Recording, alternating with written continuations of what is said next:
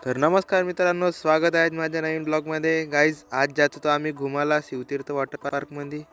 बघा रस्त्याने जात आहो मोदी भाऊन मी. गाईज मग आम्ही रस्त्यामध्ये थांबलो, थोडी ऊन शेकायला. आम्हाला बहुत थंडी लागत होती. बाकी पोरांना डोपटे वगैरे बांधले. बघा आम्ही थांबलो सावनेरमध्ये नाश्ता वगैरे करून निघल्यावर आम्ही निघलो पेट्रोल पंपच्या रस्त्याने. मग आम्ही गेलो पेट्रोल पंपवर पोचलो. मग आम्ही शिवतीर्थ वॉटर पार्कमध्ये. बघा पोट्टे तर पुरे एक्साइटमेंटमध्येच होते पुरे.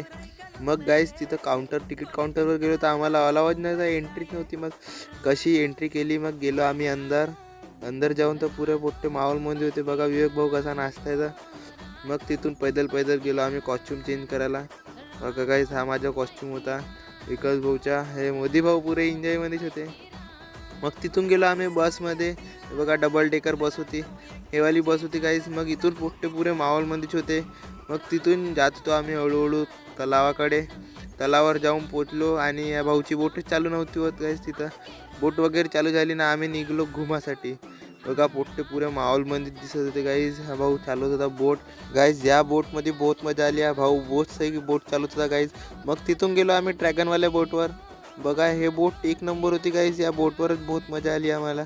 मग तिथून गेलो बनाना राईड करायला.